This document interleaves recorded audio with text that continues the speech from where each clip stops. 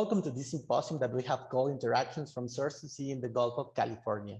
On behalf of the School of Engineering, the Institute of Marine Sciences and Limnology, and the Institute of Engineering of the National Autonomous University of Mexico, I'm Jorge Arriaga, and we welcome you to this session about lessons learned from the implementation of the Source to Sea approach. Today, we will discuss two different experiences and perspectives on land and water management, the Baltic Sea and the Chesapeake Bay. We are honored to have four professionals that have dedicated their careers not only to better understand the complex relationship between land and water, but also to promote initiatives and implement projects under the Source to Sea approach. Thank you very much, Mrs. Mathews, Mr. Batiuk, Mr. Rodríguez, and Professor Valle-Levinson for accepting our invitation to discuss this very important and urgent topic. We have a very full schedule for this session, which I'd like to get to very quickly. We will have two presentations, one of the experience of the Baltic Sea and the next one about the Chesapeake Bay, followed by two brief comments of our experts. Finally, we will have a question and answer period. For our audience in Facebook and Zoom, please feel free to use the chat to participate in the discussion. So without further ado, I wish to introduce our two panelists. Mrs. Ruth Mathews obtained her Master's of Science degree in Water Resources Management and Planning with a focus on interdisciplinary and participatory approaches to resolving environmental dilemmas. Mrs. Mathews has led a multicultural team of experts in the practical application of water footprint assessment as the Executive Director of Water Footprint Network. As Program Manager for Worldwide Fund for Nature, she managed a large team implementing a wide range of conservation projects throughout Vietnam. At the Nature Conservancy, she developed a framework for ecologically sustainable water management and applied it in a transboundary river basin's water allocation negotiations. Mrs. Mathews is a senior manager at the Water Resources Department and coordinator of the Action platform for Source to Sea management at SIWI. Thank you very much, Mrs. Mathews.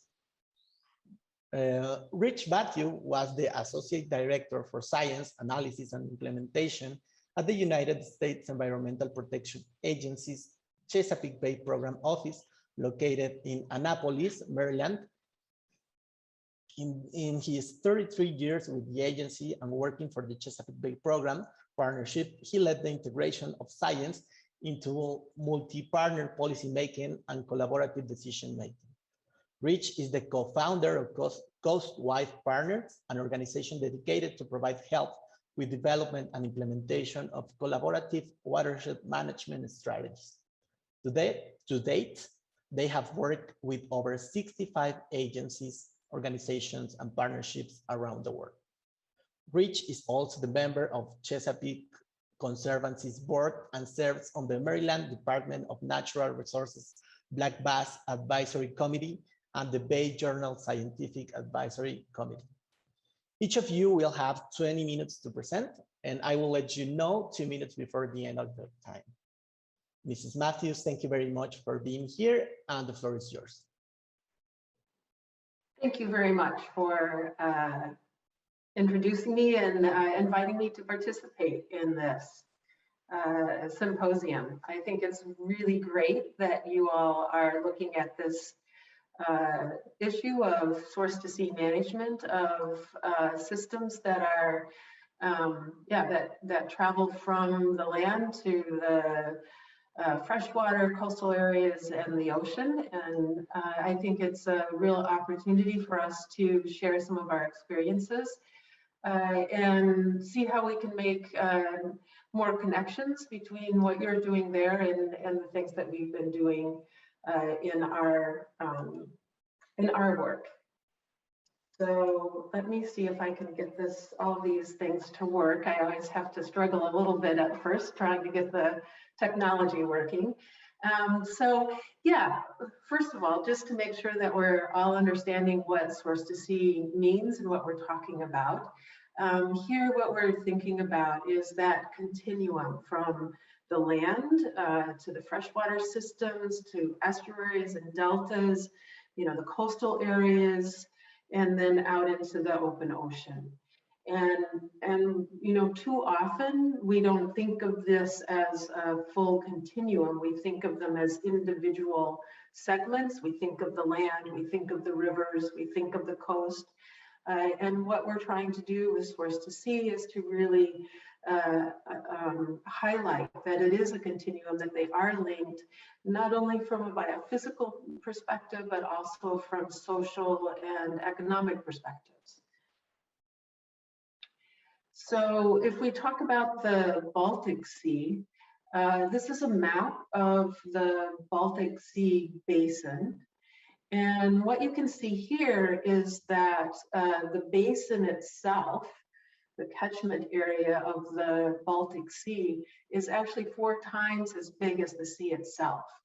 And so it has a tremendous impact on what happens in the sea. So what we see in the Baltic is the majority of the impacts to the sea itself are not arising in activities within the marine environment. They are arising in activities that are happening on the lands surrounding the sea. And this is especially significant because it's a fairly closed basin. So in the Baltic, it can take 30 years for there to be a full water exchange. So you can imagine anything that comes from the basin down into the Baltic Sea has a long period of time that it resides in that environment. And so it's not a quick flush through and you can you know, forget about it, that you put that pollutant or whatever into the environment. It really stays there and accumulates over time. And one thing that's important to recognize is there's actually 14 countries within the basin, the Baltic Sea basin. And so it is very much a transboundary basin. 9 of those countries are coastal countries, whereas 5 of them are non-coastal. And that in itself creates different dynamics.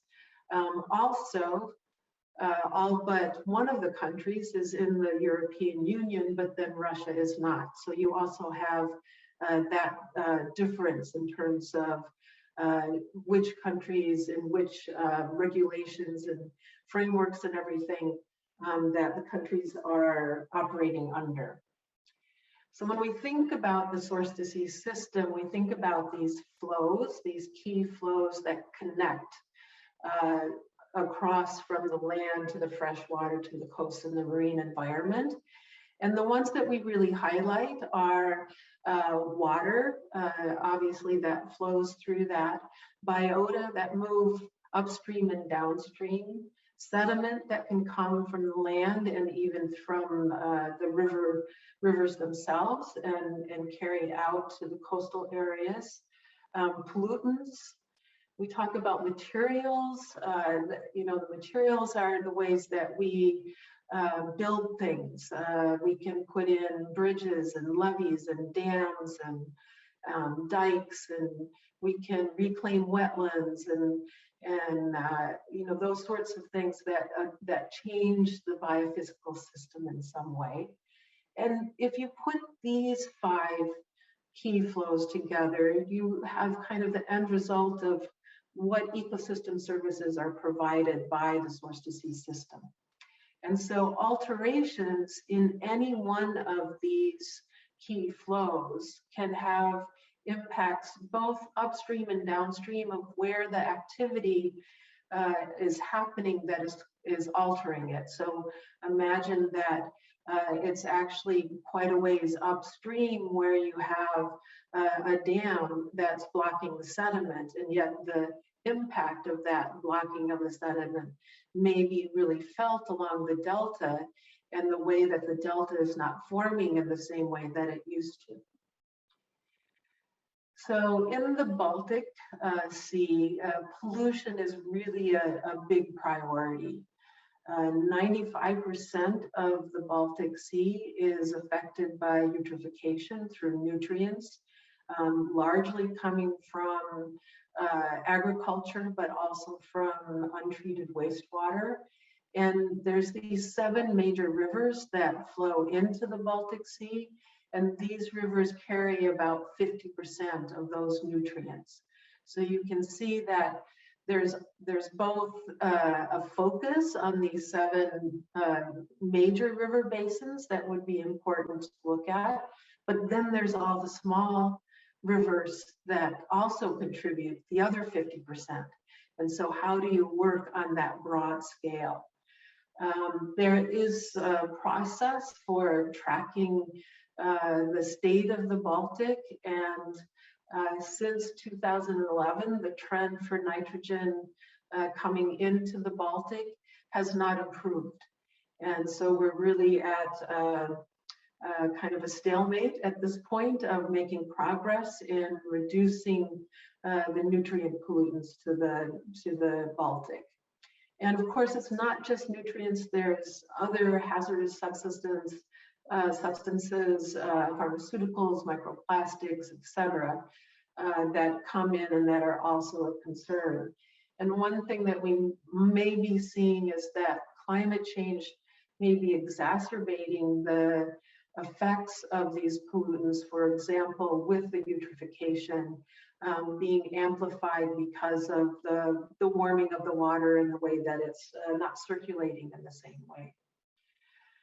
So in 1974, because the Baltic is really a very important body of water for the social economy of the Baltic region, these 9 coastal countries, you know, whether it's through fishing or shipping or through, different types of livelihoods, there was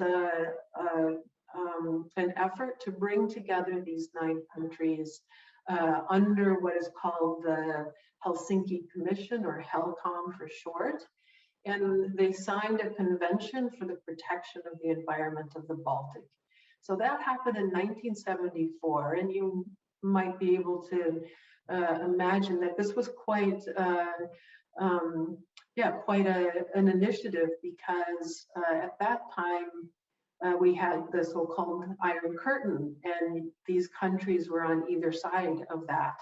And so it was a way to bring together countries that were not cooperating in general terms on the political landscape, to work together on the health of the Baltic. And so that gives you an indication of how important it was to everybody. And so then when we look at source to sea management, you know, why do we need this kind of connection between the upstream and downstream? It's really evident in the Baltic that that's absolutely necessary, because so much of the pollution that comes into the marine environment is coming from land-based sources. The activities that are happening, I mean, this is a very large area with a very large population, lots of industry, lots of agriculture. All of that is putting a heavy burden on the freshwater systems and oceans. And if we really want to get towards sustainable development, we really need to have that connection between the upstream and downstream interests from the environmental, social, and economic perspectives. So when we look at that and say, okay, we need to have something called source to sea management, when we look at the governance mechanisms that are in place, this is particularly looking at Sweden in this case, which is one of the Baltic countries, but it also addresses how things are done broadly in the European Union countries. What you see is that there are different governance mechanisms for each one of the segments. You know, there's something for the land use planning, there's the water management policy, the coastal zone, the marine management, the spatial planning in the marine environment, and these are quite fragmented. And that is really being raised as a major issue now in terms of really inhibiting the possibility for us to address the source to sea challenges that we're facing. And specifically, this was brought up by the IPCC when they were looking at oceans and cryosphere, that this fragmented governance is really one way that we're having a hard time responding to climate-related risks. And it's not just the governance that is fragmented, it's also the way that we finance things, the way we manage things, the operations. And so it's really, really hard to get these effective solutions if things are just chopped up in these independent silos. And so when you look at what has been developing in the Baltic region is underneath HELCOM, this Helsinki Commission, they have this vision to have, you know, a good, healthy Baltic Sea. And one of the ways that that is being driven is the awareness, as I mentioned earlier, of the valuable ecosystem services that the Baltic Sea provides for the region as a whole. And so that the drive is to recover and maintain those ecosystem services for the benefit of the economy, for the benefit of the social needs, and so that we have a good environmental outcome there. And so, you know, this draws us back into these key flows that I mentioned, and the need for freshwater and ocean communities to come together. And it's really important that it's not just, you know, government to government conversations. This really happens also through the science and through civil society. So it really is a cross-sectoral activity that we need. So under the HELCOM, they have a Baltic Sea Action Plan, and they had this vision that by now, actually, they would have achieved you know, no eutrophication in the Baltic Sea and a favorable status for biodiversity, and, you know, hazardous substances are reduced, and, you know, maritime activities are happening well. We didn't meet those goals, and so they're refreshing the Baltic Sea Action Plan and putting in a nutrient reduction scheme that will set maximum allowable nutrients per sub-basins and at the country level, and also to strengthen the collaboration and cooperation between these coastal countries and those 5 countries that are upstream in the basin, but not at the coast. And so they don't have as clear a link to the values and benefits that come from the Baltic Sea. And this is one of the key challenges of source to sea management and working from source to sea, is to inspire action where they don't have that personal intangible connection to the sea. And so when we think about the benefits of source to sea management, it is balancing and protecting those development priorities, you know, from the source to the sea, upstream and downstream, bringing together this fragmented landscape of governance and finance and operations practices into a more holistic approach, stimulating that cooperation and coordination between sectors, and then through that, having mutual benefit that really addresses these challenges that span the land, freshwater, and marine boundaries, which are usually considered independently. And when we look at the Sustainable Development Goals, what we see is that they are really interconnected. And this is one graphic looking at specifically SDG 14, so thinking from the ocean perspective, but you can see there's all kinds of interconnections.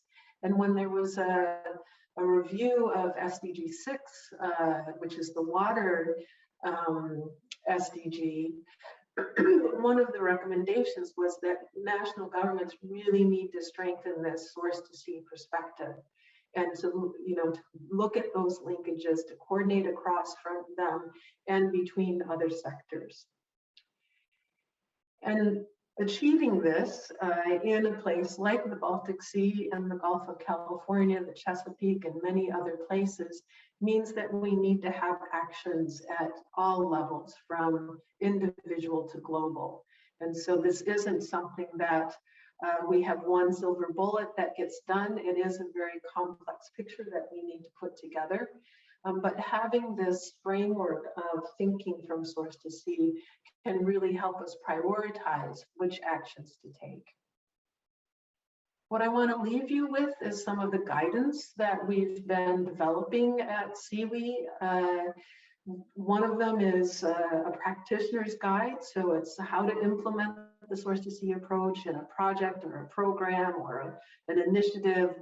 It gives you some ideas of what it means to work from source to sea, and also a very clear, structured approach to addressing source to sea challenges. We've applied that source to sea approach to the marine litter issue, and so we have this other report that really looks specifically at marine litter, but it could even be applied to any kind of pollutants that we're looking at coming from river basins into the marine environment. So it gives you an insight into some of the things that need to be considered in looking at that. And you can find more of these resources at this website under SIWI.org. Just Google source to sea and you'll probably get there. And then the last thing I want to share is that we, in 2014, we launched an action platform for source to sea management. And this platform is open to all organizations that have an interest in this holistic approach of source to sea management. We now have something more than 30 partners to the platform, and we work together under a strategy that was just launched. We've just launched our new 5-year strategy, and we have this vision of that land, freshwater, coastal, and marine resources are managed holistically, and we work together on 4 strategic aims. The first one is strengthening partnerships. So that's the platform itself, but the platform connecting with other initiatives, like I'm here standing with you, talking with you about source to sea, and creating, hopefully, an ongoing partnership with all of you. The next one is growing understanding. So this is developing those knowledge resources that can really help people implement source to sea. It's policy briefs and case studies, tools and methods. And it's also starting to build the evidence base for the benefit of source to sea management, the need for it and the benefits of it. And we take that into building commitments. So we work quite a bit with global processes like the UN Ocean Conference, World Water Forum, the COPs, the UNFCCC. How many C's are there? COPs, we just had a side event with the UNECE meeting of parties for the water convention. So we work in a lot of venues to try to advocate and build commitments towards source to sea action. And then of course, there's the actual taking action on the ground. And we work at this, all 4 of these at the global to subnational, very local levels. And so we invite you to, get to know us and take a look at our website and see if you want to join the conversation and building the momentum towards more holistic approach to source to sea systems and management of them. So I think I missed my 2-minute warning, but yeah, did fine with the time, I hope. The time management was perfect. Thank you very much, Mrs. Mathews. Thank you very much, not only for presenting the Baltic Sea experience, but also what source to sea management really means. Now we have the presentation of Mr. Batiuk. Please, Mr. Batiuk, the floor is yours. Thank you, and greetings to the watershed. Yeah, Ruth, if you could stop sharing your screen, ma'am. Yes, I'm figuring out how to get there. Thank you. Thank you. It's all yours now, yes. So what I wanted to do is from the last 3 decades of the Chesapeake Bay Program Partnership to not talk a lot about what the impacts are on the Chesapeake. I want to bring you our experience really with what are the lessons learned over the past almost 3.5 decades now that state, federal, local partners, academic partners, business partners working together along the lines that Ruth had described for the 64,000 square mile Chesapeake Bay Basin. What have been the key lessons learned? What have we found that's been successful? And what are still some of our challenges that we have in front of us? So I want to walk you through some real examples of 6 specific lessons learned that I think apply to the Gulf of California, that if you put these in place effectively, you will see results. And I want to finish up with some actual long-term decadal scale results of where we've seen progress and where we still have to go from here. So I want to first start with one of the most important elements, and that is building, as Ruth mentioned, building a structure, in this case, a shared management decision-making structure that allows a whole host of very diverse partners and stakeholders to have a seat at the table. So think of a huge, large tent that may have multiple tables across within that tent itself. And each of those tables has room around the table for different partners and stakeholders that have expertise or experience in a particular area. They understand what issues they're facing, how they actually make decisions among that table, and where do their recommendations or decisions move within that management structure. The example up in front of you is of the Chesapeake Bay Program Partnership itself, which involves about 800 different individuals, again, from a wide variety of different partners, institutions, agencies, businesses across the Chesapeake Bay watershed itself. That forum can take a whole bunch of different ways of looking at it, but the key thing is there's a place at the table for partners that want to get engaged, and they can get involved in actual decision making. And each partner doesn't give away what they bring to the table. The next piece of that as well is involve leadership at the highest levels. And in the Chesapeake, we've got what we call the Chesapeake Executive Council that includes the governors of the 6 states within the watershed, the District of Columbia, the EPA administrator, and the chair of the Chesapeake Bay Commission. But also you want to bring leadership in from your local governments, from your local elected officials, from the business community, from the farming community, from your fisheries community. So when we've reached out for partners to come to the table, we want to bring trusted voices, people that are recognized leaders from all the diversity of partners that are engaged in there as well. Not just high elected officials, but people who are trusted by their various communities. The second lesson learned is to build a solid scientific foundation. And one of the ways that we've done that is we've established at the early parts of the Chesapeake Bay Program Partnership back in the early 80s, a scientific and technical advisory committee. So these are scientists drawn from universities across the watershed, from the academic community, but also from the business and from other sectors, from state and federal agencies that have a science basis there. And we give them a proactive and a reactive role within the partnership to continue to provide to the highest levels and to the technical folks within our partnership the best understanding of issues, the wide range of issues from oysters to climate change, to the example that you see in front of you here, where one of our large dammed rivers was starting to, had reached its capacity, and a lot more nutrients and sediments were now reaching the Chesapeake Bay about 20 years earlier than we anticipated.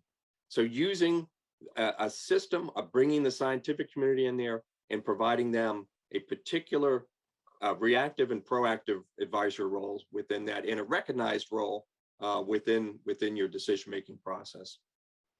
Another way of bringing that science together is that we've used in the Chesapeake Bay Program Partnership, and that is a series of shared environmental models. One's looking at air pollution on one sky, to filter feeders like oysters and menhaden on the other, and others that are looking at changes in land use over the decades, as well as where our farmers are located, where our wastewater treatment facilities are, where our forests are located, and then how do all those pollutants get together and influence water quality and the living resources within the Chesapeake Bay itself. None of these models are a single agency or a single university. They're actually shared in the decision-making and their development, their calibration, their application are shared by the partners themselves. So it's a way of bringing a tremendous amount of millions of data points, hundreds of scientific publications and findings, and bringing them together to support, not to make management decisions, but to support management decisions. So where you can, institutionalize systems like this that allow you to take a tremendous amount of science and put it in the hands of local, to state, to federal, to national leaders in the decision-making process, and have them benefit from that collective understanding of what's happening as well. Another key one was to set goals, numeric goals that can be measured and you can report back to the public. One example here is for blue crabs, very important from a recreational and from a commercial harvesting. It's also an important social aspect in the Chesapeake. In terms of families and friends getting around and eating crabs, we can spend a little bit more time about that. So crabs have a social and an economic and a cultural connection to the Chesapeake. So on the left-hand side of your graphic, before we set a science-based goal for our blue crab harvest, we were actually going to lose an entire industry in this particular case, that it would impact local and regional economies. When those goals were set, both an upper target for the female population and then a below which that threshold population, which we would lose that population, we started managing the fisheries differently between the two states in terms of the commercial and recreational harvest as well. So this is just one working example of where you have good science-based, realistic goals, and they're measurable, and the public can see them, and they hold those that are responsible for managing that part of the system accountable. You can make a difference in it. You can see those ups and downs. They're part natural and partly the fact that we haven't fully restored enough good water quality, underwater grasses, and we manage perhaps not the best we need over time, but we know how to manage best, and we can report back to the public of what's happening. So setting goals, not too many of them, but ones that are understandable by your public, is a very important lesson learned. And here's where those goals can be put into place. You're looking at two different reports that come out every year. On your right-hand side, this is actually developed by a university. The University of Maryland Center for Environmental Science, working with other partners, puts out a Chesapeake Bay report card where they actually give a letter grade to each of one of the major tidal rivers and sections of the estuary about what the trends are over the last 30 years and what that particular, how is the health of that particular ecosystem doing today. And then on your left-hand side, the larger partnership puts out what we call the Bay Barometer every year that describes progress towards around 16 different goals that the partnership has agreed to and regularly reports to the public, from fisheries to climate change to education to lands conserved out there, the whole range of those goals. The strength is these goals are agreed to by the partners, and that information is made accessible regularly to the public, so they can understand, are you actually making progress? Who needs to do more of what? What do we need to do collectively or individually to make more progress? One of our key issues in the Chesapeake, like Ruth had mentioned for the Baltic Sea, is too much nitrogen, phosphorus, and sediment pollution coming into the Chesapeake. So one of the things we did is we got all the 6 states in the district together and a whole host of other partners, and we defined what we meant by clean water very simply for the Chesapeake. So I could talk to my neighbor, I could talk to an elected official, I could talk to a farmer, I could talk to a commercial fisherman and explain that fish need oxygen. Our underwater grasses, which we've got 26 different species, need good light. And oysters, like other critters out there, need good food. Very simply, they didn't need an advanced degree in biochemistry. They didn't need to understand how the whole system worked, but they could clearly understand what we were trying to do and how this connected back to them directly or indirectly through their local economies, through the fact that they enjoy the seafood that comes from the Chesapeake, or they just know that there's clean water coming around their neighborhood and that it's something to be valued out there as well. So defining clean water very simply was important, but also keeping the science in there. And that is, there wasn't, quote, a single number that described clean water for the Chesapeake. But for example, for dissolved oxygen, as you work down the water column and actually through the different seasons of the year, we had different oxygen requirements, from worms and clams on the bottom, which are important food for crabs and bottom-eating fish, to migratory striped bass, which is an important commercial and recreational harvest for the Chesapeake. So you bring a simple definition of clean water, but you have an underlying science that reflects what Mother Nature is looking for, what's doable, given now that we have 19 million people in the Chesapeake Bay watershed.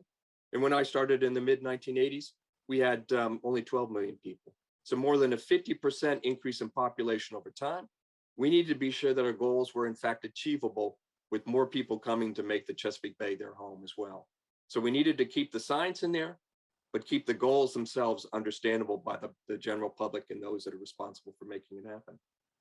One of the key findings that lessons learned in here was, if you only did one of them, and that would be to establish a comprehensive set of monitoring networks, not individual programs.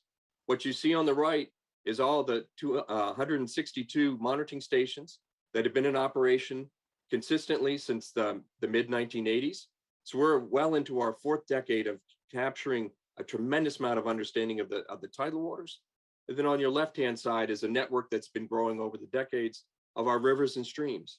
And each of these ones are not funded by a single agency or monitored by a single agency or institution. We've got dozens of funders and dozens of laboratories and field crews that go out there to do it. What is different here is that the entire network is managed and run collaboratively. In other words, the partnership has a group within there that makes the decisions on how to operate these networks. And you and I could pick two stations out of anywhere in the 6-state watershed, and we can compare those data together, because from a quality assurance perspective and actually how the networks are run, these things are interchangeable with each other. So what you hear a lot of in my descriptions is our, we, ours. You don't hear a lot of them, they, theirs. That's the difference. When you've got a partnership that's working, you talk about what you are doing collaboratively, what you're doing collectively, and that applies to monitoring as well. And then the final lesson learned, which is the most difficult and actually the one that we have, I won't say failed, but we have not been successful in putting in place. And that is holding all the different partners accountable. Everybody's got a responsibility, from the individual 19 million people that live in the watershed to those that manage land over time. This was an important piece, and that is to be sure that those that have got a responsibility for making a small change in their wastewater treatment facility, in their golf course, in their farm field, or in a state legislative context, passing laws, making money available, there was a sense of accountability that was reported to the public. And let me give you an example before I turn to how the Bay has changed since then. Here's an example of the model-based load reductions from one of our states, one of our important states, Pennsylvania. They should have been reversed. They made only about 15 million pound reduction over the past 30 years. We had a goal of actually being 60% of the way there. They only got about 30% of it. So here you're not chastising a partner for being bad, you're holding them accountable for what they had committed to previously. Having that in place is extremely important to ensuring that you're making the kind of progress that you need to make as well. But the bottom line is, I want to show you rapidly here, you take all those lessons learned, you apply them across a interstate watershed, in this case on the Atlantic Ocean, and you can see a difference out there. Have we achieved our goals entirely? No. Have we made a difference? Absolutely. Let me show you some examples of that. Here's from about 480 large to medium-sized wastewater treatment facilities and around 3,000 smaller ones. Over the decades, they have reduced an amazing 40 million pounds of nitrogen discharged out of their treatment facilities, over 60% reduction. So you're talking about hundreds and hundreds and hundreds of facilities, from small towns to major cities, that have made a huge dent, and the same thing from the industrial side as well. You can make a difference, in this case, through point sources. Here's what the overall chart looks like for phosphorus reduction. From 1985 to 2018, a huge amount of reductions, almost a 50% reduction, pretty close to meeting the overall reduction goal for the entire Chesapeake Bay watershed of phosphorus flowing or being discharged into the Chesapeake Bay itself. But you'll notice with this chart down in the middle here, the pie chart, that a large portion of that came from wastewater treatment reductions, but also about a quarter of it came from our farming community. So we've still gotten some more work to do here, but a definite success on reducing phosphorus loads from a whole variety of sources across a large watershed. Nitrogen, we've reduced about 82 million pounds of that load. You can see here, agriculture, almost 40% of the reductions and about 60% coming from wastewater. But we still have got about 50 million more pounds to go. And we've done a lot of the work that we can do with wastewater. A lot's going to reside on our farmers in our urban areas to reduce our urban stormwater footprint as well. So success here, but still we've got some more ways to go here in reducing nitrogen. But if you look in the Chesapeake itself, this is about a 30-year record. The bars themselves are a combination of model output and monitoring data. What you'll notice around 2004, around the middle of that graphic, that line that goes across the top there, that's river flow. What you're seeing is even those years that have a high amount of river flow that would usually taken a lot of nitrogen loads, those pollutant loads are actually smaller than they were a decade ago. So what we're showing is what the practices that our farmers are putting in place, our cities putting in place with urban stormwater, the wastewater reductions in air pollution, we're actually seeing a separation between every time it rains, we no longer get the same amount of nutrient pollution coming into the Chesapeake. So the Chesapeake is showing a resilience. She's showing that, in fact, she can respond to the actions we're putting on place. We haven't quite gotten to where we need to get, but it's showing that we're, in fact, making tremendous progress against an increase in human population from 12 million heading towards 19 million people. And then finally, if you look in the rivers and streams themselves on the left-hand side, those small purple arrows pointing in downward direction meant that we're seeing a downward trend in the amount of pollution, not the concentration, but more importantly, the load actually coming down the rivers.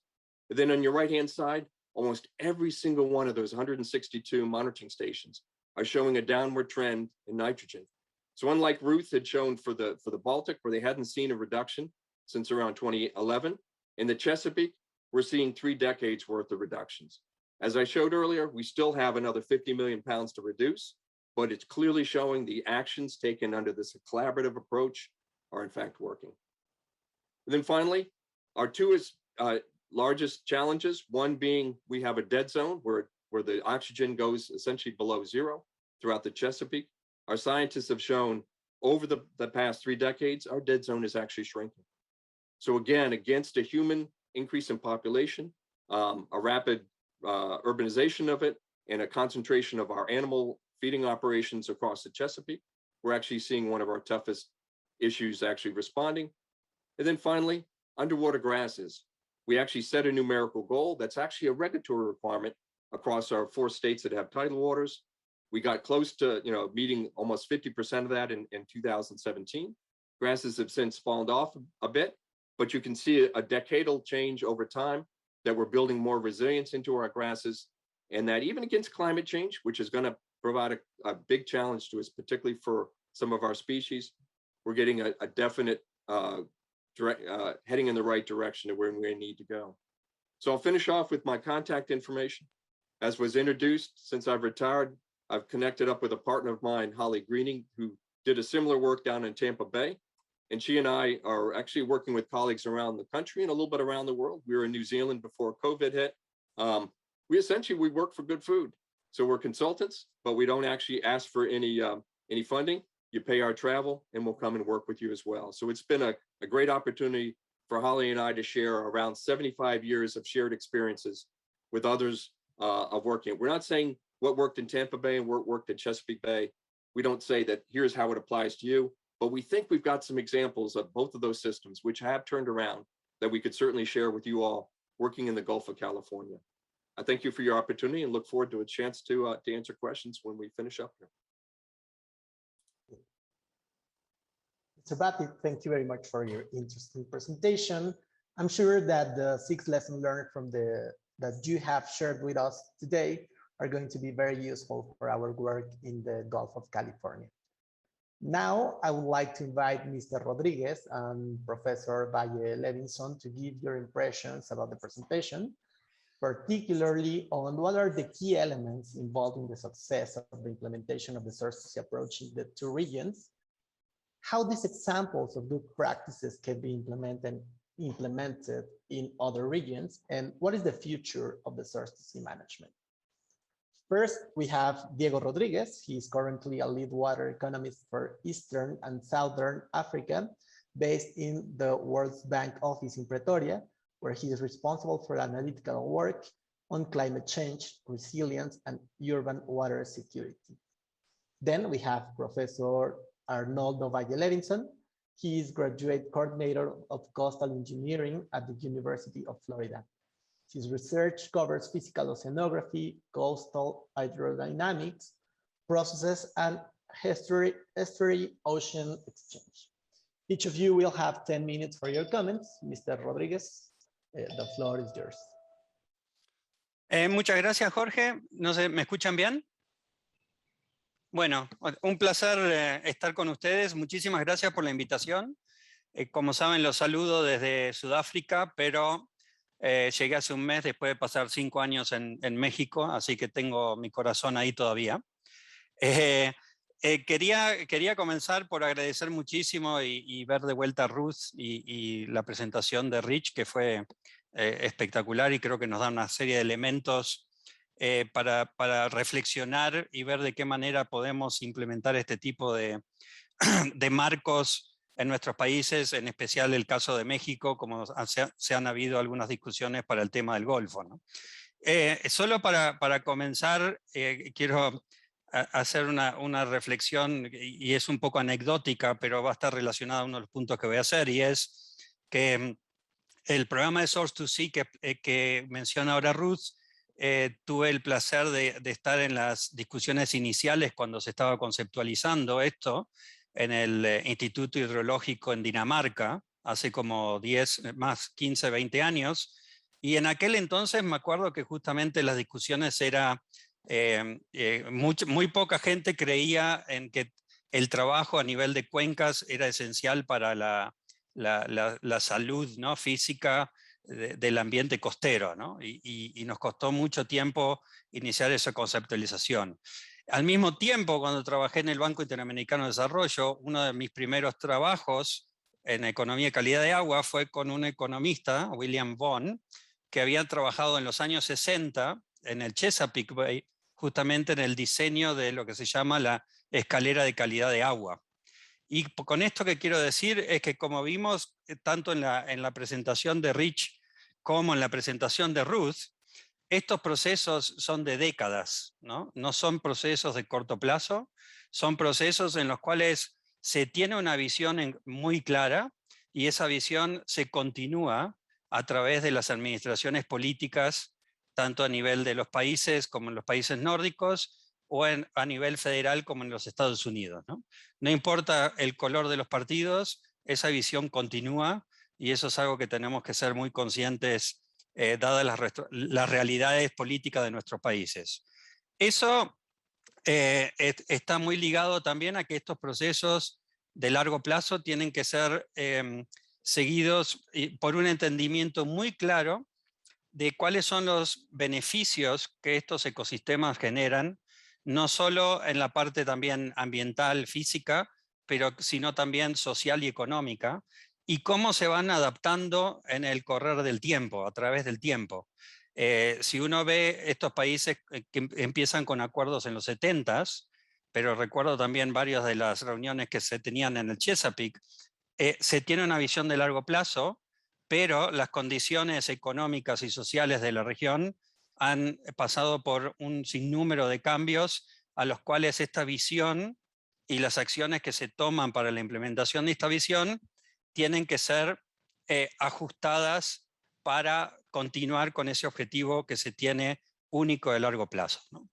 El otro punto que me parece que es importantísimo, sobre todo cuando nosotros vemos todo lo que es el manejo de los datos, la importancia del monitoreo que se tienen en estos sistemas, en el cual no son sistemas estatales o a nivel de municipalidades, sino que son sistemas de monitoreo regionales, transparentes, y en el cual mucha de la ciencia y del monitoreo se realiza por agencias o instituciones en el cual la responsabilidad de la transparencia son ejes comunes, ¿no? El caso que mencionaba Rich de todo lo que se trabaja a través de la Universidad de Maryland, lo que nos permite tener una transparencia y confiar mucho más en la veracidad de la información científica que viene de esos sistemas.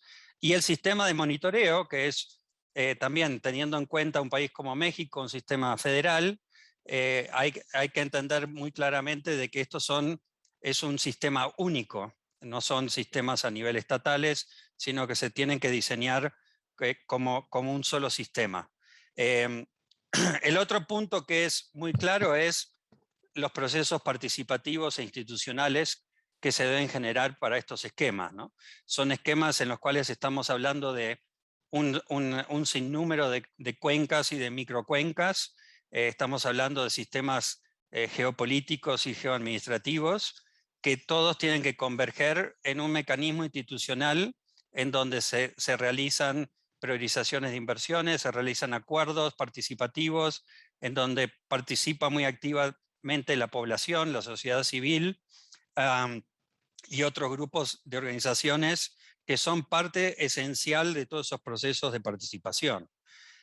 Y eso creo que es un tema importantísimo cuando vemos, por ejemplo, el caso del Báltico, el sinnúmero de cuencas que participan en estos procesos y cómo se realizan ese tipo de consensos. Creo que es muy importante para nosotros tener en cuenta, ¿no? Hay un tema de las discusiones colectivas que creo que tenemos mucho para aprender de todos estos esquemas que se acaban de presentar, ¿no? Dos o tres temas que me parece que serían muy importantes poder tener quizás discusiones en este tipo de paneles, pensando un poco en la implementación de esquemas similares a la realidad de nuestros países, y voy a enfatizar un poco el caso de México. El primero es que tenemos que entender muy bien, por ejemplo, si estamos hablando del caso del Golfo, ¿no? De California o cualquier otro sistema complejo, entender un poco la base científica y física, pero también el valor económico de estos posibles recursos. ¿Qué es lo que brindan en términos de valor económico a los diferentes estados, pero también a las comunidades que se benefician directamente de estos servicios y de estos bienes, ¿no? El segundo es que tendríamos que pensar muy bien el tema de las finanzas. Estos procesos de visión de largo plazo requieren en muchos casos que tengamos claridad, en cierto modo, multianual de muchos de los procesos presupuestales, y sabemos que existen limitaciones tanto federales como estatales para esto. En el caso del Báltico, obviamente, son países, y en muchos casos también en el caso del Chesapeake se pueden dar de esta manera. Hay grandes subsidios, ya sean a nivel federales o nacionales, que en nuestros países eso es muy difícil de poder obtener simplemente por las limitaciones presupuestales. Entonces hay que pensar muy bien en estos esquemas financieros, no solamente desde el punto de vista de fondeo que venga del sector público, pero también qué tipo de bienes y servicios generan estos sistemas, para ver de qué manera podemos atraer también financiamiento privado bajo diferentes modalidades e instrumentos, ¿no? Y eso me lleva al último punto, y es un poco entender también cómo generamos incentivos para cambiar el modus operandi que tenemos en las cuencas, ¿no? Y a eso me refiero. Quiero dar un ejemplo. Por ejemplo, se hizo un trabajo muy importante de contaminación marina en el Caribe, en el cual participamos muy activamente, en donde gran parte de las conclusiones es que, y esto lo mencionó Rich, la importancia, por ejemplo, de tratamiento de aguas residuales en lo que es la contribución a la reducción de contaminación, y también de la misma manera las fuentes no puntuales que en general vienen del sector agrícola, ¿no? ¿De qué manera podemos empezar a trabajar en evitar o controlar mucho más la descarga de esos efluentes? ¿De qué manera podemos asegurarnos de que tenemos la sostenibilidad financiera y la capacidad de operar esas plantas en el largo plazo y no depender simplemente de subsidios anuales que no son confiables necesariamente, ¿no? Entonces eso creo que nos lleva a nivel de cuencas también a repensar un poco los modelos de gestión, los modelos de priorización de inversiones y de implementación, para traer mucho más incentivos y mejorar un poco el gasto público, el escaso gasto público, en quizás diseñar instrumentos, por ejemplo, de subsidios que sean dirigidos a traer mucho más innovación en los modelos que tenemos hoy para el control de fuentes puntuales y no puntuales de contaminación, ¿no? Así que esas son un poco mis reflexiones, Jorge. De vuelta, muchas gracias por invitarme y espero que tengamos algo de tiempo para preguntas y respuestas. Gracias. Muchísimas gracias, Diego. Le damos la palabra entonces ahora al doctor Arnoldo Valle-Levinson. Doctor. Thank you. Hello, everybody. Thank you for having me here. And I think that the lessons learned from the Baltic Sea and the Chesapeake Bay provide a wonderful opportunity for the understanding, management, and implementation of policies in the Gulf of California. And those opportunities are wonderful because the Gulf has a larger volume of water and a smaller population. So although the problems might not seem as big as they are in the Baltic Sea and the Chesapeake Bay, there are small areas within the Gulf of California where the problems are really critical. And so there are indeed lessons to learn from the two programs that we heard today, in particular from the way they have reduced nitrogen or nutrients in general, or at least trying to reduce them. So this is something that should be learned, and how to address them in agricultural activities and industrial activities, in domestic activities. Obviously, to achieve this, there needs to be a definition of the catchment area. That a basic situation, a basic question like that, I don't know if it exists already in the Gulf of California in terms of defining the catchment area, because it rains so little on the western part of the Gulf that I guess it's very difficult to define that.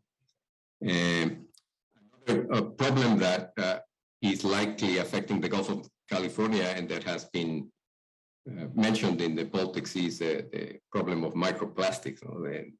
I'm sure the Chesapeake Bay has its problem too, because this issue is pervasive everywhere. So those are commonalities that stand out, but also in terms of particularly the Gulf of California, how can we understand the effects of suppressions of river discharge, in particular in the eastern part of the Gulf, because there are very few or no rivers on the western part. And that has been addressed extensively, both in the Chesapeake and the Baltic, because they are influenced by rivers, right? And also the problem of saltwater intrusion, and not only the saltwater intrusion into the river, but also the salinization of the soils, in particular in the states of Sinaloa and Sonora, where agricultural activities are very, very important in the economic development of those two states. Also, in particular, in the Gulf of California, which is different to the Baltic and the Chesapeake, the issue of evaporation versus precipitation, there's a very strong seasonality in this phenomenon, or in this forcing of the systems. And what are the implications of this to the water quality and the quantity? What are the implications to the biota and the sediment of this, the soil of these basins? In addition, there are particular systems in the Gulf of California that are choked. That is, that they have very little communication with the ocean, and those are particularly sensitive to environmental changes. The problem of sea level rise could be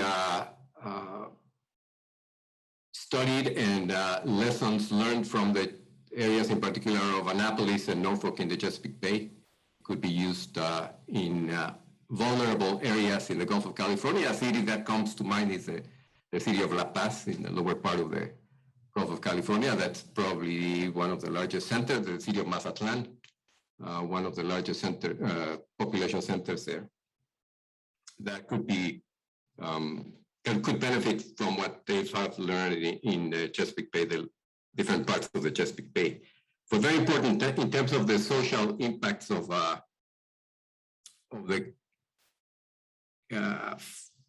environmental forcing in these areas is the growing population, which was mentioned in the Chesapeake Bay and in the Baltic. But relevant to the growing population is the inequality in the growing population, and that is particularly acute in the area of the Gulf of California, right? The inequalities, socioeconomic inequalities. So to address these issues, I think that I would echo what I heard from the presentations, is to build a very solid scientific foundation with both land-based science and policy and ocean-based science and policy that come into an intersection of ideas to address the problems in the area. I like the idea of creating an advisory group that address, like in the Chesapeake Bay, that addresses the pressing issues, pressing problems of the area.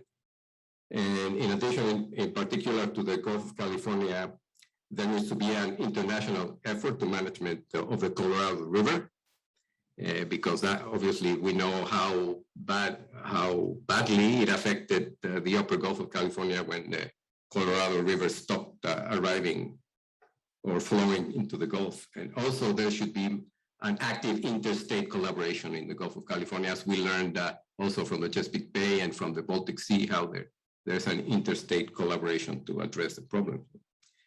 I like the idea of assigning annual grades, or in giving a Gulf metric assignment for each section of the Gulf of California in terms of the water, sediment, aquatic life, social indicators, including economics. And what I like the most, and this concludes my comments, is what Rich said, that everybody should be held accountable. So come up with a strategy in which everybody is held accountable for the environmental consequences in the Gulf. So with that, I conclude my remarks. Thank you very much, Professor. Yeah. Thank you very much, Professor. Apart from the many congratulations for our speakers, we have received a lot of questions in Facebook as well as in Zoom. So there are questions that are specific to one speaker and other that are general. If it's okay with you, I would like to have 2 rounds of Q&A. Firstly, I would give the word to Mrs. Mathews and Mr. Batiuk, and then we can have an open discussion between all the speakers. So we have a limited time, so we appreciate if you could keep your answers short. For Mrs. Mathews, we saw linkages from source to sea. I was wondering how the approach is considering the ocean to land processes such as sea level rise and saltwater intrusion. And then what is the planning horizon and what are the goals for nutrient reduction in the Baltic Sea example? And then for Mr. Batiuk, who were the main stakeholders that needed to change their behavior to achieve your goals? What strategy or tools did you use to achieve this change? Why was the blue craft chosen as the species to communicate with the audience? Are there other species that are being used as the bridge to communicate the importance of ecosystem services in the Chesapeake Bay? And how do you finance the program in Chesapeake Bay? Mrs. Mathews. Okay, great, and thank you for those questions. So the question around sea level rise and saltwater intrusion is very much linked to thinking about the source to sea linkages, because you can imagine that both of those have contributions made through the activities that are happening upstream of them.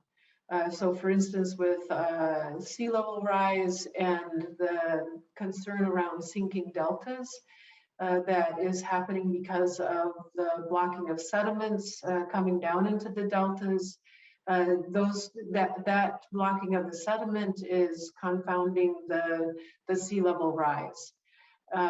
With saltwater intrusion, it's also related to groundwater extraction and constructions in the coastal areas that can result in saltwater intruding into these areas. The other thing that's really important to recognize is that our ocean is really important in relationship to climate change. It provides a lot of ecosystem services around the regulation of climate, the capture of carbon, the ability to create both mitigation and adaptation opportunities to climate change, both the ocean itself and along the coastlines. So it's really significant for us to recognize that as we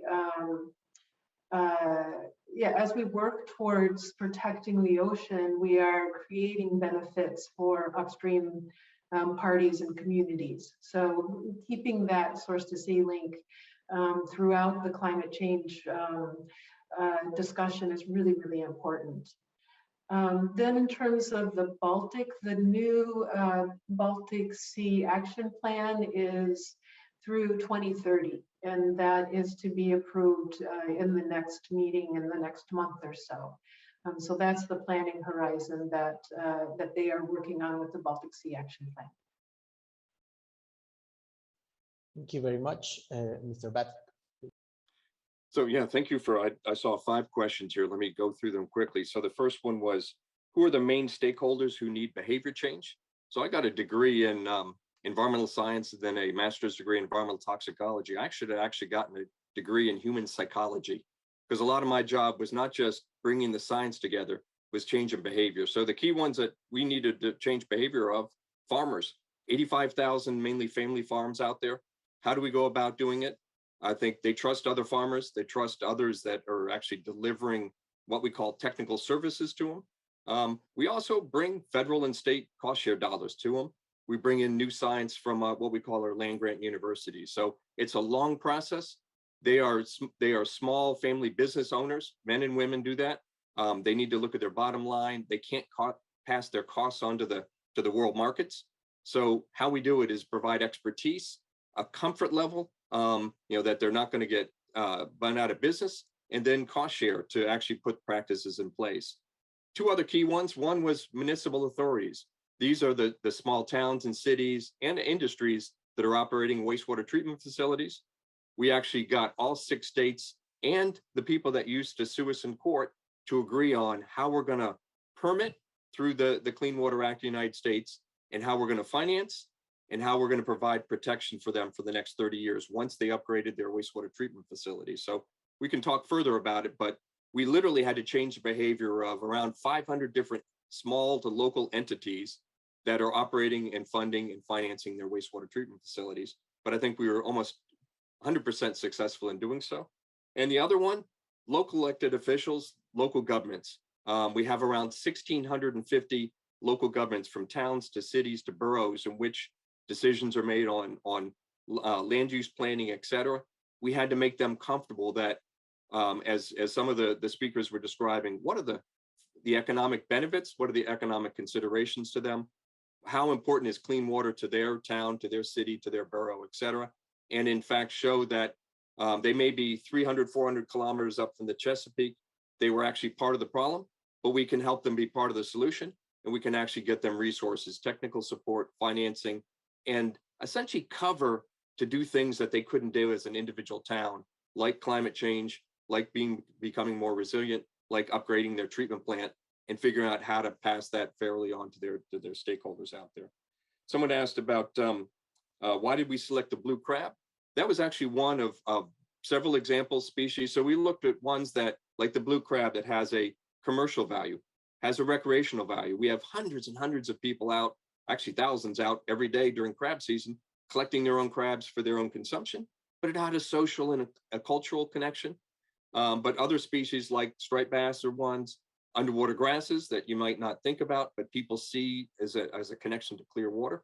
So there are probably a half dozen species that we have numeric restoration goals, and certainly other ones that are managed out there as well that the public can connect with, even if they don't eat crabs or they think an oyster on the half shell is not something delicious to eat.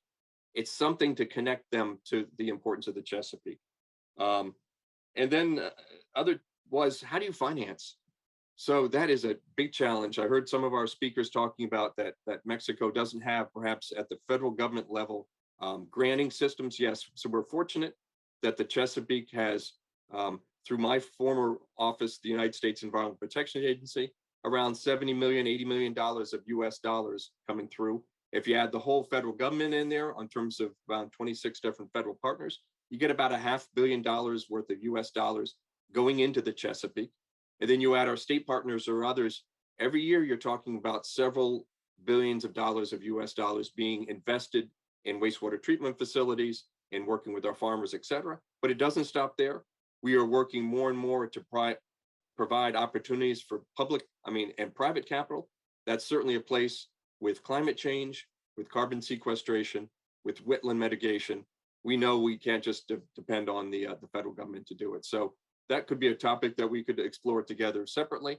But the whole idea of not just talking about funding and grants, talking it in terms of financing, like Diego mentioned, that's exactly the kind of conversation you need to have. Thank you.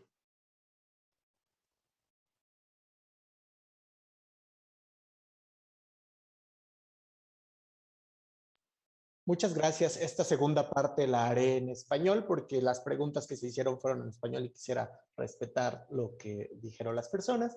Entonces, ahora le invito a contestar también a nuestros comentaristas. ¿Cuáles serían los primeros pasos para aplicar el enfoque Source to Sea en entornos que se caracterizan por la existencia de pocos recursos económicos y una gobernanza fragmentada, como suele suceder en América Latina? La segunda, se mencionó la necesidad de involucrar a todos los interesados, incluso a las empresas. ¿Cómo asegurar que esta participación de las empresas se dé dentro de los marcos legales y se pongan límites a la llamada privatización? Por último, ¿cómo construimos una visión común entre todos los interesados y los participantes dentro de esta visión de la cuenca hacia los mares? Y aquí invito a contestar a cualquiera que quiera tomar la palabra.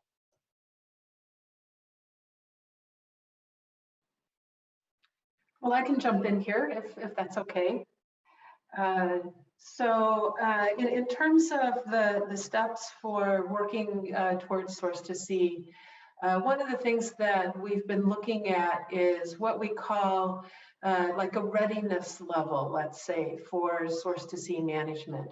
So you can imagine that in some locations, the first step is to recognize that you have a Source to Sea challenge, that you have something that you're facing that can only be solved by including upstream and downstream parties and working across different sectors. So that's at the very early stages of Source to Sea management readiness.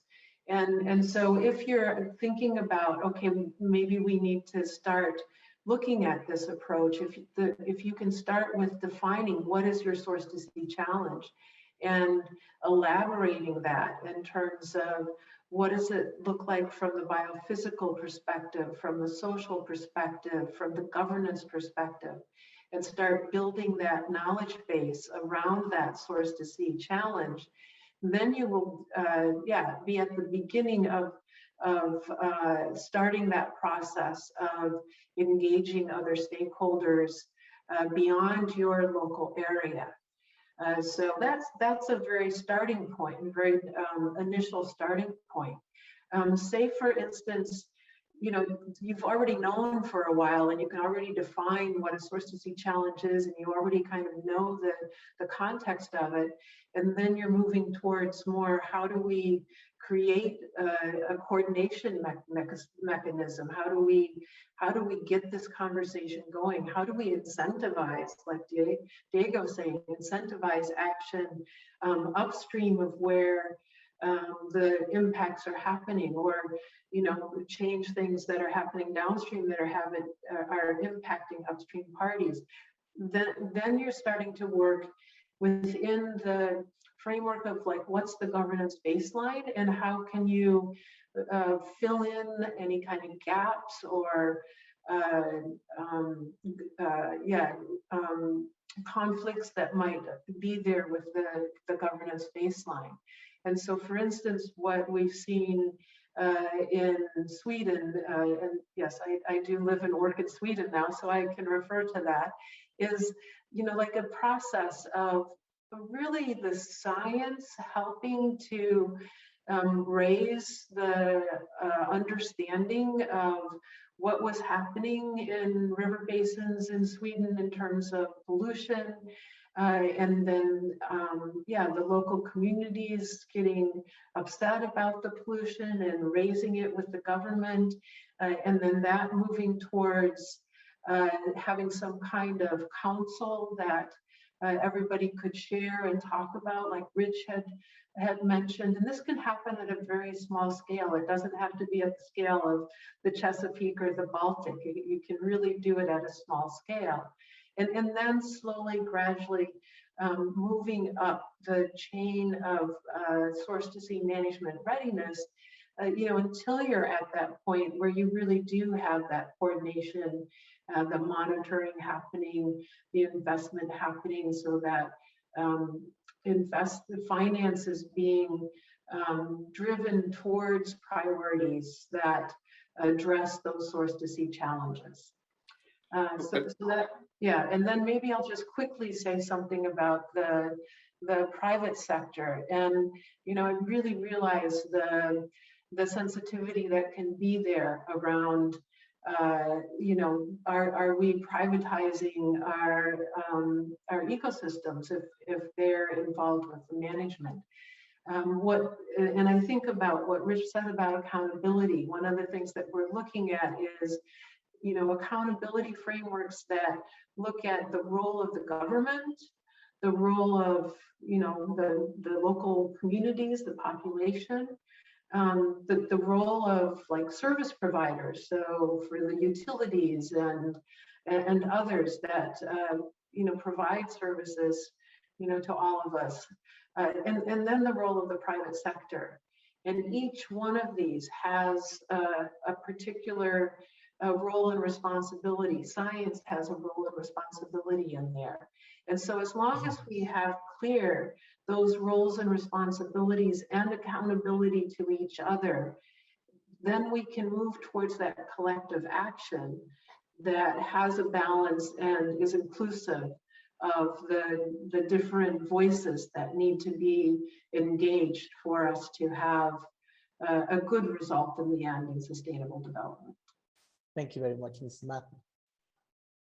Just wanted to simplify what Ruth said, and that is, if I was in your shoes, the first thing I would do is I would get a meeting together of what I would call the trusted voices in your fisheries community, in your small communities, in your federal and regional governments. Who are the people that they listen to? Get those trusted voices and then go through the process that Ruth described. And that way it doesn't look like it's a governmental driven or a private sector driven. It's driven by the collective sense of it. And by focusing on those trusted voices, then you have spokespeople that can go out and talk to the media and talk to others and say, we think we need to get together. And you start off with the process of having the diversity of your partners that you need around the table, and then take it from there. But that first step would be identify those trusted voices out there, people who have leadership qualities that are trusted by the community and can be a voice to the media, et cetera. And from there, you take the process where it goes.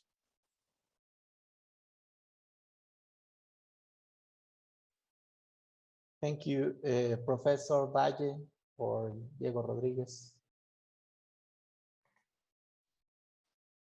Yeah, I don't have anything much to add. Thank you very much. Diego. Jorge, no, totalmente de acuerdo con lo que dijeron Ruth y Rich. O sea, yo creo que dos actividades críticas con pocos recursos es un poco el entendimiento de la gobernanza, ¿no? que es requerida, quiénes son los principales actores, quiénes son los principales tomadores de decisión, quiénes tienen más influencias, ¿no? en la toma de decisión en un área crítica como, por ejemplo, el Golfo, ¿no? de California. Entender ese mapeo de quiénes son, qué rol tiene cada una de estas instituciones, inclusive el sector privado. Creo que acá no estamos hablando de privatización o ningún tipo de esas cosas, es simplemente entender que el sector privado, ya sea en mediana o pequeña industria, por ejemplo, tiene un rol, o grande industria, tiene un rol crítico en lo que es las descargas de efluentes y de contaminación, ¿no? O sea que tiene un papel también importante. En el sector agrícola, los grandes industriales también, pero así también como tenemos en México los pequeños, lo que son ¿cómo es? Las unidades de riego, por ejemplo, ¿no? En lo colectivo también tiene un rol importante. Empezar por ahí, creo que eso no requiere muchos recursos. Una asociación, por ejemplo, con alguna universidad en la región que tenga una base científica que ayude en este tipo de reuniones a iniciar el diálogo de lo que podría ser una visión, ¿no? Y uno puede empezar por ahí sin necesidad de muchos recursos, un pequeño grupo asesor, ¿no? De técnico, financiero, gobierno, sociedad civil, pero algo muy pequeño como para iniciar la discusión de lo que podría ser una visión. Creo que no se requiere, no estamos hablando de los 500 millones de dólares que mencionaba Rich, ¿no? Pero se puede iniciar con algo mucho más básico. Muchas gracias, Diego. Profesor Arnoldo Valle. Something that I wanted to say that Diego's comments reminded me of is that indeed in Mexico there are federal agencies that can support initiatives like the Chesapeake Bay program or like the program in the Baltic Sea.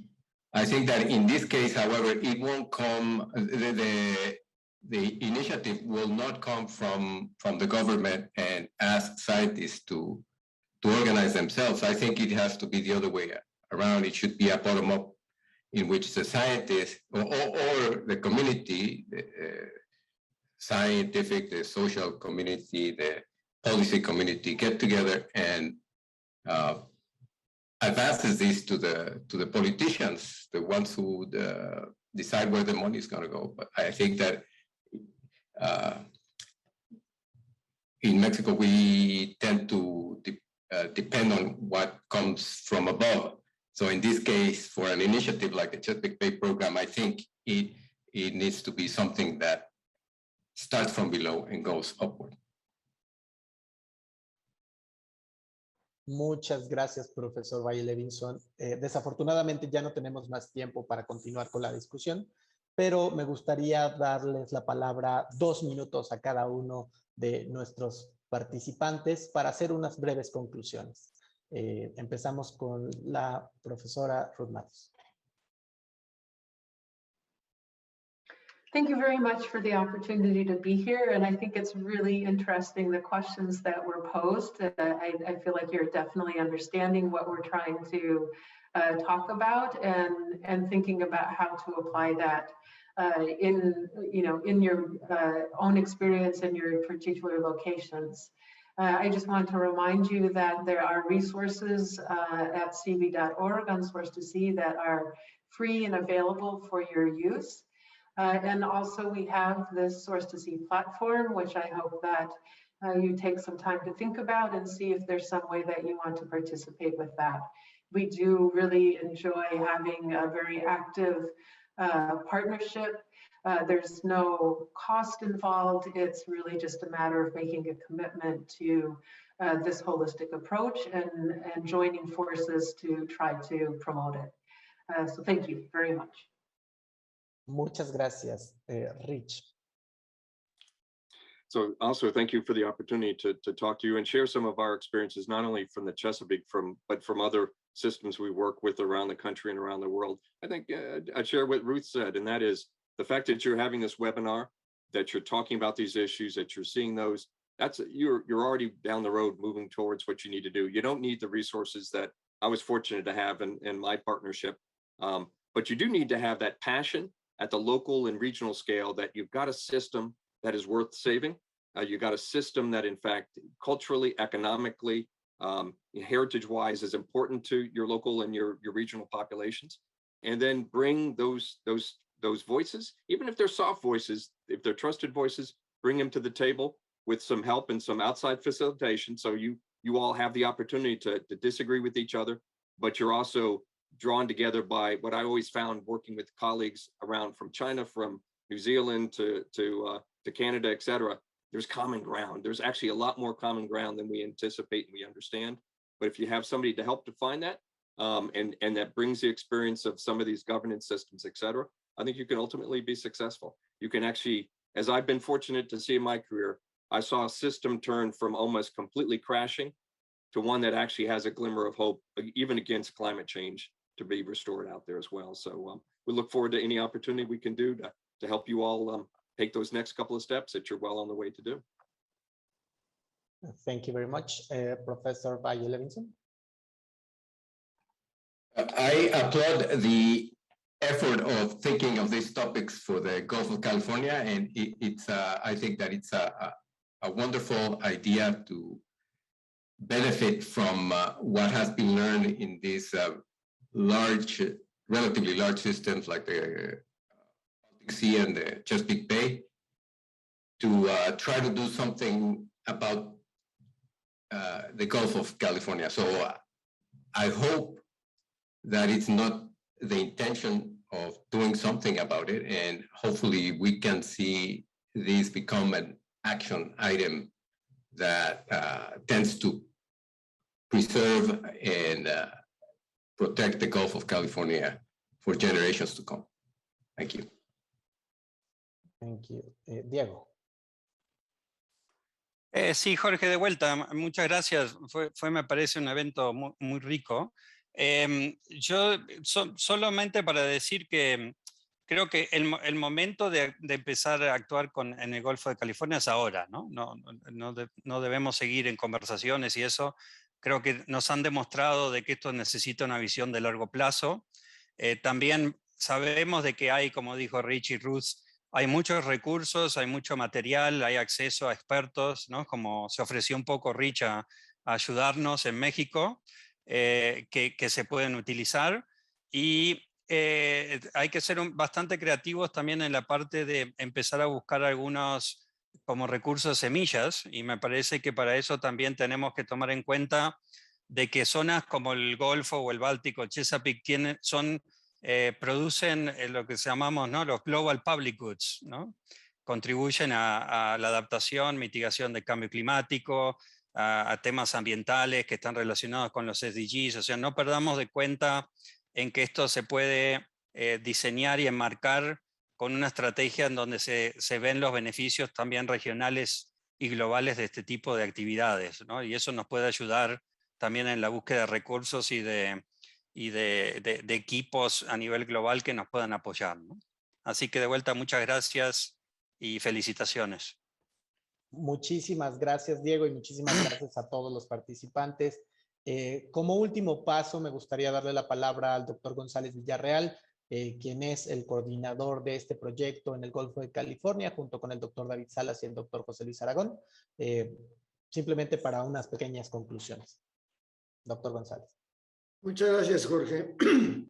Yo quiero agradecer mucho a los participantes, a Rick Batiuk y a Ruth Mathews por sus contribuciones el día de hoy.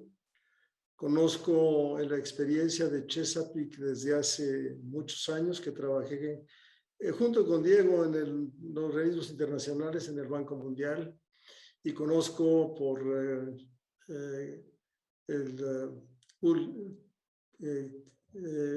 las experiencias que antes se han tenido en la plataforma de la tierra al mar. Creo que el Golfo de California está en una etapa crítica y que las experiencias que nos han mostrado también el doctor Arnoldo del Valle nos van a servir para construir precisamente este programa y este plan, que como dice Diego, es un asunto de largo plazo. O sea, no esperamos un cambio de la noche a la mañana, pero si no empezamos hoy una transformación, va a ser muy tarde y vamos a perder una de las joyas de la corona, que no es solamente un bien nacional, sino también es un bien global, y creo que ese argumento lo vamos a utilizar, Diego, para tratar de buscar financiamiento para el trabajo que tenemos que hacer. Me queda claro que de estas lecciones aprendidas tenemos que lograr primero una visión común, de alguna manera, hacia dónde queremos llevar al Golfo de California. Y hay una transparencia que nos presentó Ruth Mathews, que me parece que es ideal, es muy simple, pero queremos un futuro, un Golfo de California productivo, sustentable, que pueda realmente tener un beneficio para todos sus participantes y que pueda tener también una vida un poco, yo diría, semiautónoma, con una amplia participación de todas las personas que estamos en el Golfo de California. Yo soy ciudadano del Golfo de California, por cierto. Entonces creo que les agradezco mucho. Me gustaría que nos permitan seguir en contacto con ustedes. Quizá visitar la experiencia en el campo una vez que podamos hacer algunas visitas presenciales. Quizá invitarlos a que vengan y conozcan físicamente nuestra joya de la corona, que es el Golfo de California. Algunos de ustedes ya lo conocen, pero creo que viajar por él es realmente un privilegio. Conservémoslo limpio, conservémoslo sustentable, y les agradezco mucho su participación esta vez. Estaremos en contacto con ustedes. Muchas gracias. Muchas gracias a todos y a todas las panelistas por acompañarnos el día de hoy, en particular a Ruth Mathews y a Rich Batiuk por compartirnos esta experiencia internacional. Como decía el doctor González, esperamos seguir en comunicación con ustedes y los vamos a buscar muy pronto. Muchas gracias a todos por acompañarnos y los invitamos a seguir a la siguiente mesa. En la siguiente mesa hablaremos todo en español. Lamentablemente el servicio de interpretación se acaba en este momento, pero les agradecemos muchísimo que nos hayan acompañado.